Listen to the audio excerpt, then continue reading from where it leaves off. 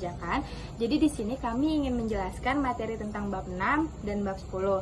Tapi sebelum kalian nonton videonya, izinkan saya dan teman-teman saya untuk memperkenalkan diri. Hai, nama saya Dimas Wirgawan Gading. Hai, nama saya Aditya. Hai, nama saya Fauzan Nur Rizky. Halo, nama aku Azra Firjan Intan. Halo, nama aku Najwa Aprila Zahra. Halo, nama aku Amanda Gusti Pratiwi. Selamat menonton, dah. Materi hukum pajak dan Yuli Haris. Yang pertama, hukum pajak. Hukum pajak merupakan salah satu hukum yang ada di Indonesia berdasarkan pajak. Berdasarkan Undang-Undang 1945, pasal 23A dijelaskan bahwa pajak dan pungutan-pungutan lainnya yang bersifat memaksa untuk keperluan negara diatur oleh undang-undang. Contoh undang-undangnya adalah Undang-Undang Nomor 6 Tahun 1983 tentang KUP dan perubahannya. Selanjutnya adalah Undang-Undang Nomor 7 tentang PPh dan perubahannya. Yang selanjutnya ada Undang-Undang Nomor 8 Tahun 1983 tentang PPN barang dan jasa serta perubahannya. Selanjutnya ada Undang-Undang Nomor 11 Tahun 1985 tentang Bea Cukai, dan yang terakhir ada Undang-Undang Nomor 12 Tahun 1985 tentang PBB. Hukum pajak ada dua, yaitu hukum pajak formal dan hukum pajak material.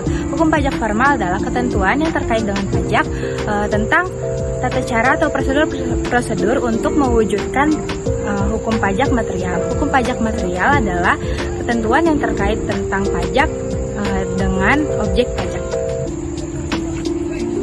Teori timbulnya utang pajak. Yang pertama ada paham formal. Paham formal ini timbul dengan adanya ketetapan peraturan pajak. Contohnya, jika ada hutang lalu disertai dengan bukti, maka paham formal ini mengakui. Lalu yang kedua ada paham material.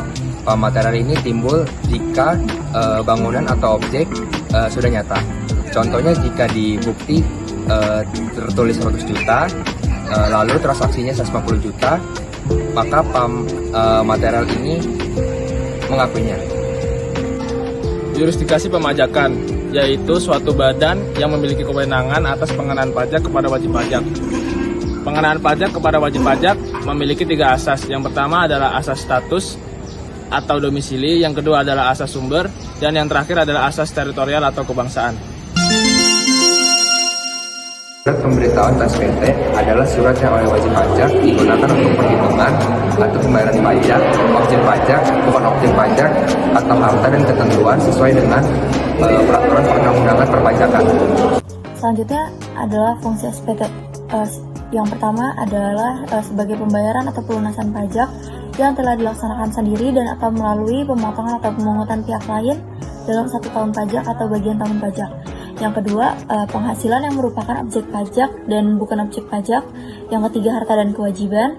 Dan yang keempat, penyetoran dari pemotong atau pemungut pajak orang pribadi atau badan lain dalam 1 masa pajak.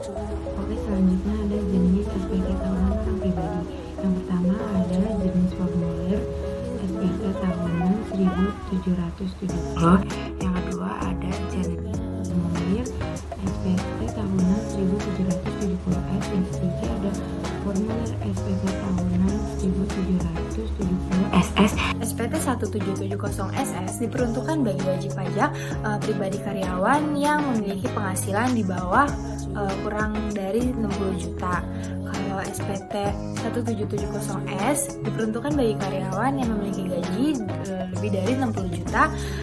Kalau SPT 1770 polos itu diperuntukkan bagi wajib pajak yang memiliki usaha pribadi atau pekerjaan lainnya.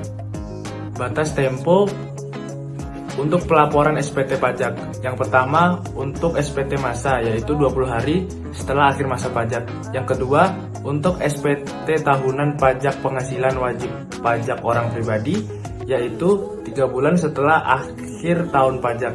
Yang ketiga untuk SPT tahunan pajak penghasilan wajib pajak badan, yaitu 4 bulan setelah akhir tahun pajak. Tapi keterlambatan penyampaian SPT 1 Rp500.000 untuk SPT masa pajak pertambahan nilai, 2 Rp100.000 untuk SPT masa lainnya, 3 Rp1 juta untuk SPT tahunan pajak penghasilan wajib pajak badan, 5 Rp100.000 untuk SPT tahunan pajak penghasilan wajib pajak orang pribadi.